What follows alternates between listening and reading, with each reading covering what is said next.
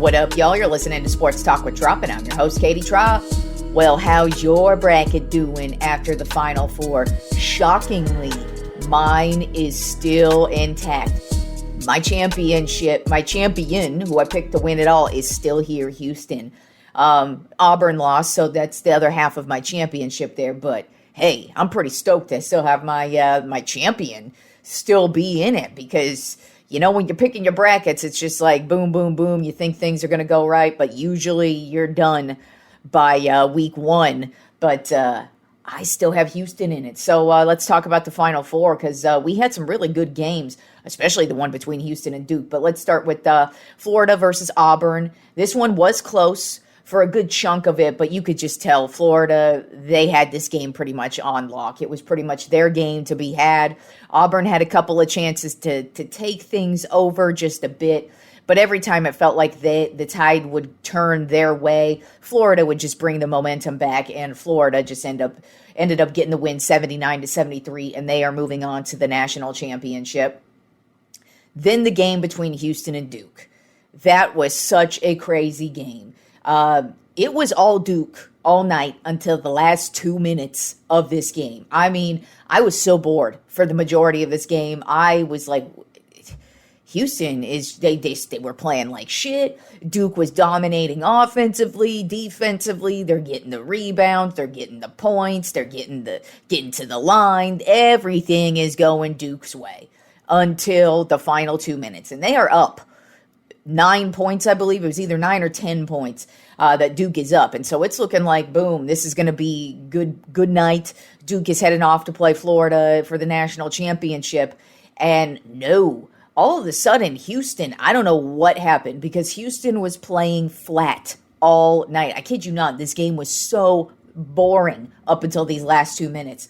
And then all of a sudden, Houston started knocking down the shots, and Duke could not knock down a shot. They were missing free throws. They were missing wide open shots. And then Houston clamped down the defense. They clamped it down on Cooper Flagg. They made sure their best player on the court had no way to make a shot. He wasn't open. He wasn't able to really make any type of plays. But it was just the craziest sequence of events, because Duke absolutely should have won this game. And Houston ended up winning the game 70-67. And like I said, it was all Duke all night until the last 2 minutes of the game, and then Houston just turned it on. They were within reach, and they just kept pushing along. They kept making the shots. They kept getting the rebounds. They kept playing the defense. Like I said, their defense, they really, really clamped it down. So it's going to be interesting to see what happens with the national championship tonight. Like I said, that is tonight. Florida versus Houston. Right now, Florida is a 1.5 point favorite. I feel like that they should be, especially with the way Houston played in the last game. Honestly, they have no business being here. But with that being said, that's usually kind of a wake-up call game. And Florida, they've been one of the best teams in college basketball all season. They are great defensively. They are great offensively. They've got 5 dudes who are just solid starters. And then their bench, they've got great guys on their bench. But I just, I picked Houston to start it all, so I got to ride with Houston. Like I said, with Houston, I just feel it's their time. And I feel like this game against Duke was a wake-up call for them. They almost lost it, but they were able to take it back, get the momentum back, and head into this national championship game with the full head of steam. I mean, God, I can't remember which game it was a couple weeks ago during the tournament. They also got pushed to the brink, and then they were able to get the win, and then they would just go on this nice little run here all the way to the championship. And I just kind of feel like that's going to be what goes into play here, is they played a good 2 minutes to end this game, beat a really good Duke team, did something that nobody thought was going to happen. And Florida, they're riding high on a whole bunch of wins. But I do think these teams match up very well against each other. They're both great defensively. They play well on the offensive side of the ball also. Very well coached. But like I said, I'm going with Houston because that's who I picked at the beginning. But I will not be shocked if Florida ends up taking the national championship tonight. Moving on to the Tropp 10 NBA Power Rankings, and this is it. This is the final week of the regular season. Next week, we will be talking the play-in games, and then we will be talking the playoffs. So This is it. As a matter of fact, the Eastern Conference top 6 teams, the playoffs, they are set. It's just a matter of where everybody's going to be aligned when the seeding comes into play. But the Eastern Conference is set. The Western Conference is still a motherfucking mess. So let's get into the Tropp 10 NBA Power Rankings for this week, beginning with the team that remains number 1, the Oklahoma City Thunder. Overall record of 64-14. They are 8-2 in their last 10 games. This past week, they beat the Detroit Pistons, but lost to the Houston Rockets and got their asses beat by my Los Angeles Lakers yesterday. Doesn't matter, though. They're still the Thunder, still the best team in the league, and we'll see what happens come playoff time. They've just been waiting for the playoffs to start basically for the last month.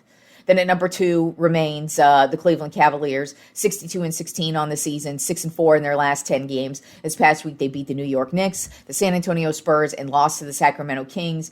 They're in the same boat that the Oklahoma City Thunder are in. They've just been waiting for the playoffs to begin for the last month, and that's about it. Then at number 3 on my Tropp 10 NBA Power Rankings remains the Boston Celtics. Overall record of 58-20. They're 9-1 in their last 10 games. This past week, they lost to the Miami Heat, but got wins over the Phoenix Suns and the Washington Wizards. And yet again, this is another team that's just been waiting for the playoffs to start for about the last month. Then at number 4 on my Tropp 10 NBA Power Rankings of the Los Angeles Lakers. Overall record of 48-30. They're 5-5 in their last 10 games. This past week, they lost to the Golden State Warriors, but got wins over the New Orleans Pelicans and the Oklahoma City Thunder. And like I was talking about, this big three between Luka, LeBron, and Austin Reeves is just getting stronger and stronger. And I'm loving what I'm seeing come playoff time. This team is going to be a force to reckon with if they keep this shit up. I mean, damn, they are blowing people out of the water and just clicking on all cylinders. And the three of them really just match up so well together. You got Luka, who's basically the star of the team now. He's the go-to guy. He's the guy who's going to make all the shots. If he's open, you get him the ball. Then you got LeBron. That used to be LeBron. So we all know LeBron can play that superstar role if he needs to. And how great is that to have LeBron as your number 2 superstar? And it's kind of like people forget about him, and then all of a sudden there he is for the game-winning layup at the end of the game to catch the rebound because nobody's blocking him out. Or he's just there and at the open end of at the other end of the court, and Luka's just bombing it down the court to him. And it's not just Luka. I mean, that's actually been going on the last couple of seasons, really, with LeBron. It's kind of his go-to play these days. And then, of course, on the defensive side of the ball, he plays fantastic as well. So it's just kind of like if Luka's down, LeBron is right there to pick him back up. Or if, they're double teaming Luka, well, there's LeBron right there. But then you've got Austin Reeves. And Austin Reeves, when he's on, he is on. Now, he kind of pisses me off with just chucking up the three sometimes. He just does not like to let the play out at certain points in time. He just likes to chuck up the three a lot of the times. But he is money when he is on. And he is a high scorer. He plays great defensively. And he's also very, very scrappy in the paint as well. So I think that's going to come into play come playoff time, but I really like what I see from these three guys together. And then the role players, they're playing their roles and playing very well. And you better look out for these Lakers because these three keep it moving. This is going to be a difficult team for anybody to beat. Then at number 5 on my Tropp 10 NBA Power Rankings of the Houston Rockets. Overall record of 52-27. They're 8-2 in their last 10 games. This past week, they beat the Utah Jazz, the Oklahoma City Thunder, and the Golden State Warriors. They are back on it. They started off the season as one of the hottest teams. Then the second half of the season hit. They took like 2 months off, like a hiatus, and then basically they came storming back. They have made the playoffs, and they're playing very well offensively, defensively. It's just I don't believe in this team, and I can't believe in this team until they prove it. But still, they are playing well, and so I got to rank them in my Tropp 10. But as far as the playoffs go, I will not be shocked if this team is one and done. Then at number 6 on my Tropp 10 NBA Power Rankings of the Minnesota Timberwolves, overall record of 46-32. They're currently on a 5-game winning streak and are 7-3 in their last 10 games. This past week, they beat the Denver Nuggets, the Brooklyn Nets, and the Philadelphia 76ers. And this is one of the hottest teams heading into the playoffs. If they keep this up heading into the playoffs, this is another team you're not going to want to go up against. And they are starting to form a big three of their own as well with Anthony Edwards. He's been going off all season long, and he's been having no issues. Gobert is back on it, playing great defensively right there in the paint. But then you also have Julius Randle as well. He's also another great defensive player, but also can get you some points as well. So they're starting to get this nice little solid big three going themselves. And they've been playing really great basketball, probably the last month-ish, maybe 3-4 weeks. But this is a time of the year when you want to be playing your best basketball. And right now, they are heating up. They are on the upside of things. And we'll see where they end up at the end of this week. Then at number 7 on my Tropp 10 NBA Power Rankings of the Denver Nuggets, overall record of 47-32. They are 3-7 in their last 10 games, and they are on a terrible losing streak this week. They lost to the Timberwolves, the San Antonio Spurs, the Golden State Warriors, and the Indiana Pacers. Just not a good week for them at all. Even though they got Jokic back, but still, they just are down. And that's honestly been kind of the theme of the Nuggets season. They've just been up. They've been down. They have their good moments. They have their bad moments. I still believe in them once the playoffs roll around because obviously they have a stacked-ass roster. They are only a couple seasons removed from winning a championship, so they definitely have that championship pedigree. But right now they're slumping really bad, and they really want to pick it up this week headed into the playoffs. Then at number 8 on my Tropp 10 NBA Power Rankings of the New York Knicks. Overall record of 50-28. They're 7-3 in their last 10 games. This past week, they beat the Philadelphia 76ers, lost to the Cleveland Cavaliers, beat the Atlanta Hawks, and beat the Phoenix Suns. Jalen Brunson did come back last night against the Phoenix Suns and did not look bad at all. He of course, was on a minutes restriction, as he should be. I would assume that's probably going to be the case for the majority of this week. But he is back. You definitely wanted him back to play. I think it's great that he's going to at least be playing this week before the playoffs because they did clinch a playoff spot, so they are in it. Currently, they're the number 3 overall seed, so that's a pretty solid spot, too, right there behind the Cavaliers and the Celtics. But you definitely are going to need Brunson for any type of playoff run. You're going to need Brunson to even pretend like you're going to have a chance against Cleveland and Boston. But you need everybody. Especially Brunson, if you think you're going to get out of this first round even, because the Knicks are notorious for choking, but you definitely need Brunson. And when you got Brunson in, the guy he's money. The Knicks look like money, but if they don't have Brunson, it's going to be a problem. So getting him back to play at least the week before the playoffs to get him warmed up and just get him back from this injury that he's been nursing over the last, month and a half. So he's got a good solid week left to get ready for the playoffs. Then at number 9 on my Tropp 10 NBA Power Rankings of the Indiana Pacers, overall record of 47-31. They're 8-2 in their last 10 games. This past week, they beat the Charlotte Hornets, the Utah Jazz, and the Denver Nuggets. They also clinched the playoff spot, so they are ready to go. This is another team that's been really hot the last month of basketball. They've really turned it on. Their superstars are getting it going. Their role players are getting it going. I don't know how competitive they're going to be once the playoffs get rolling around. I mean, the Eastern Conference is basically Cleveland and Boston, and everybody else is a crapshoot at this point. And that's just how it is with the Pacers as well. Until they actually prove something, we can't believe in them just yet. But they are playing great right now, and that this is the best time of the year to be playing your best basketball. And then rounding out the Tropp 10 NBA Power Rankings this week, I have the Detroit Pistons. Overall record of 43-35. They're 6-4 in their last 10 games. This past week, they lost to the Oklahoma City Thunder, got a win over the Toronto Raptors, and lost to the Memphis Grizzlies. They also clinched the playoff spot this week. So not only did they go from the worst team in the league last year to now a playoff spot. Not even just they weren't even hanging on. They weren't clinging on. They weren't a play-in team. They straight up clinched a playoff spot. They've been one of the best teams in the league. As a matter of fact, the Pistons, I actually look at them as more of a threat in the playoffs than I do the Knicks and the Pacers right now, simply because the Pistons have been way more consistent.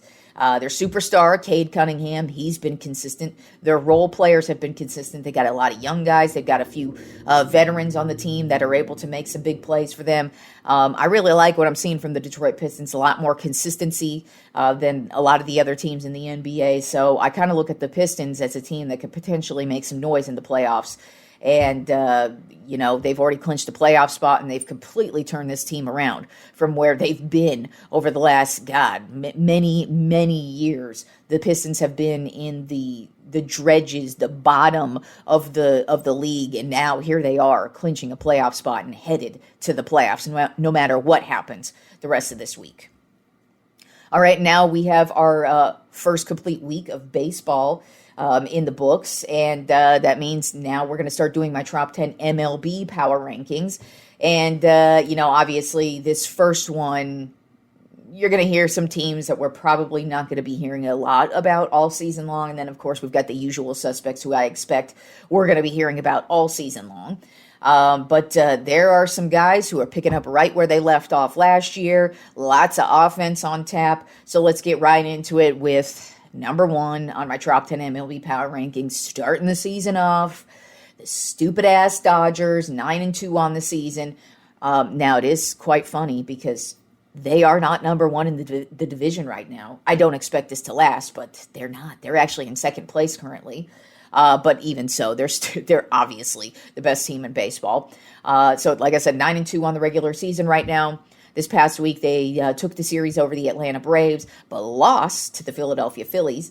But the thing about the Dodgers is they have so many great players at each and every position. And now, just dude coming out of nowhere, Tommy Edman, he leads the team in home runs with 5 home runs. So it's just like, oh, you got Ohtani. He's not leading the team with home runs yet. Having a phenomenal year to start, though. Then you've also got Freddie Freeman, and yeah, he's on the injured list right now, but he's yet another just crazy offensive force. And, of course, you got Mookie Betts, one of the best players in the league. And then now, even your role players, you still have Teoscar Hernandez hitting balls out of the park. I mean, he leads the team in RBIs as well. I mean, and then don't even get me started on the pitching. The pitching's fantastic as well. It's just stupid-ass Dodgers, but ha-ha for this week. You are not in first place, but you are number one on my top 10 MLB Power Rankings. Then at number 2 on my top 10 MLB Power Rankings are the Philadelphia Phillies. Overall record of 7-2. This past week, they took the series over the Colorado Rockies and the Los Angeles Dodgers. As I said, to start the season, the Phillies are going to be able to compete with the Dodgers. When it comes to talent and roster, the Phillies are damn good, damn talented, and they have just as many superstars as the Dodgers. It's just that the Dodgers just won the World Series, so of course we're going to be talking about them. But I mean, the Phillies, they kicked the shit out of the Dodgers this weekend. That's just straight up. That's what they did, and they are looking good right now. Kyle Schwarber starting the season off as a monster, batting .265. Now let me tell you, Schwarber is not known for his batting average. He's known for his home runs and his RBI. But right now, batting at .265, those are great numbers for Schwarber, with 4 home runs and 8 RBI. So the dude, he's raking it in. And then at the pitching position, right now, shockingly, the leader of the pack with the pitchers right now is Jesus Luzardo. He's got 2 wins on the season with a 1.50 ERA and 19 strikeouts. He's actually the lead guy right now for out of the starting pitchers for the Phillies. Now, that doesn't mean the rest of their guys are garbage. I'm just saying this guy's come right out the gate and just pitched fantastic in his first couple of starts to start the season. And these aren't the only guys playing well for the Phillies. I mean, overall right now, every guy who is supposed to be playing well or playing at a high level currently is, at least in the first week of the season. Then at number 3 on my top 10 MLB Power Rankings of the New York Yankees. Overall record of 6-3. This past week, they lost the series to the Arizona Diamondbacks, but won the series over the Pittsburgh Pirates.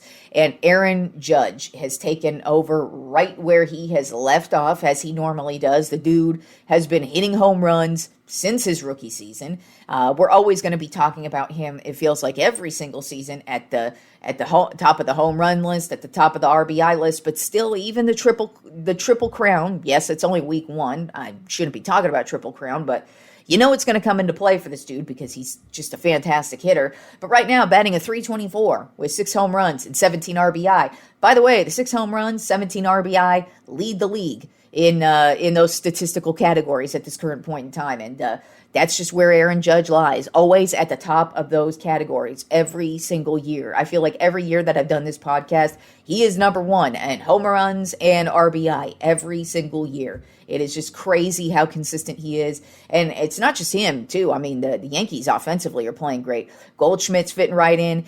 Jazz is having a good year so far. Volpe is taking off.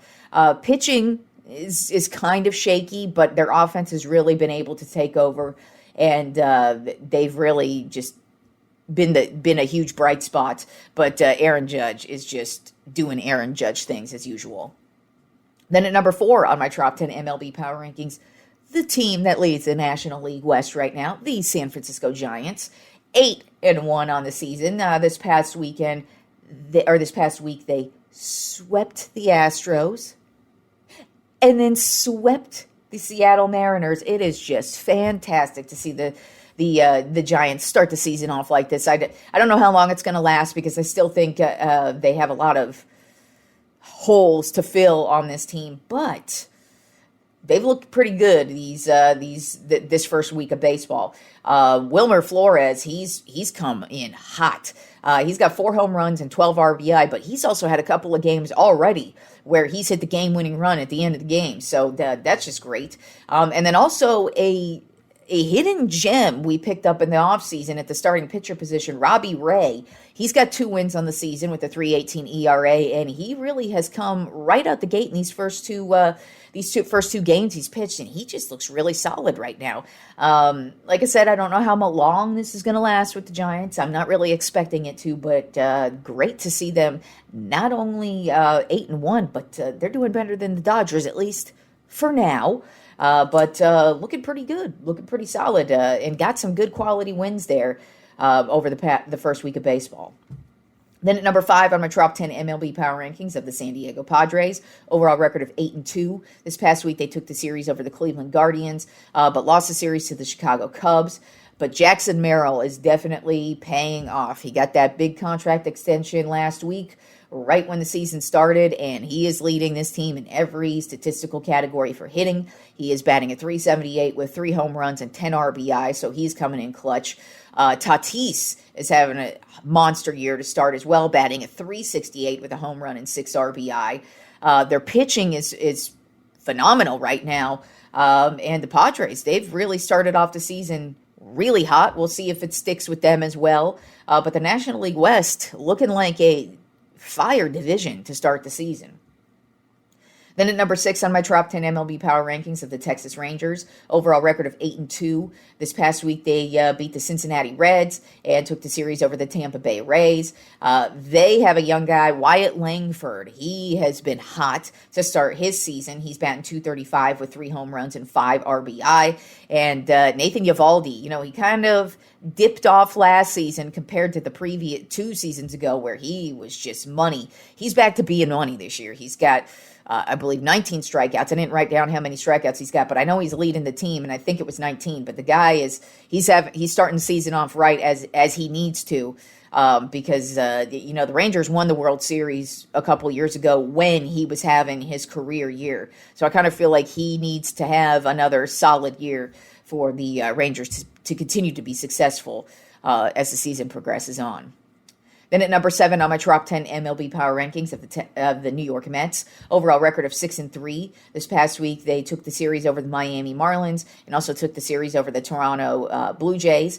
And you would think that Juan Soto's the guy. He just got a $700 million contract over the offseason, so you would think this is the guy who would be leading the team and all the hits and making all the big moves. No, it is not. It is actually the guy he's actually been a very consistent Met, and hit the free agency market in the offseason and kind of had a difficult time really finding anybody besides the Mets to really be interested in him. And I think that kind of pissed him off and lit a fire under his ass, as it should, and as it normally does, because he only got a 1-year deal with the Mets. So he's going to be a free agent again. But that's Pete Alonso. The guy has been one of the most consistent players for the Mets for a few seasons now. And right now he's batting at 290 with 3 home runs and 11 RBI. Not to say that Juan Soto's having a terrible year. He's batting 250 with a home run and 3 RBI. Starting the season off kind of cold, but I expect him to get right back into it. But it's just funny to see that, Alonso's been here. He's actually been the dude for the Mets, and they kind of slighted him in the offseason. They still signed him, but I think they were kind of overlooking him. I think about a few other teams were overlooking him as well. And he's been the saving grace so far for this New York Mets team. They do have Trevor McGill, though, at the starting pitcher position. He started off the season really solid in his first couple of starts as well. Then at number 8 on my Tropp 10 MLB Power Rankings of the Detroit Tigers. Overall record of 5-4. This past week, they took the series over the Seattle Mariners and swept the Chicago White Sox. They've got Jack Flaherty at the starting pitcher position, who they signed in the offseason. He started off his first couple of starts really solid. But I'm really looking at Spencer Torkelson. He's been a dude. If you're a baseball fan, you've heard about this guy over the last couple of seasons, especially if you're into fantasy baseball like I am. He's just been a guy who's supposed to get some numbers, and he's just been really disappointing over the last couple of seasons. And now I think he's finally starting to hit his stride, finally starting to become the guy that they were all expecting him to be coming up in the minor leagues. Because right now he's batting at 324 with 2 home runs and 6 RBI, so he's really starting to become a consistent offensive force that the Detroit Tigers need. But right now, Tigers are playing very solid baseball, and like I said, they're in a very weak division, so I expect them to dominate this division all season. Then at number 9 on my Tropp 10 MLB Power Rankings of the Boston Red Sox. Overall record of 6-4. This past week, they took the series over the Baltimore Orioles and the St. Louis Cardinals.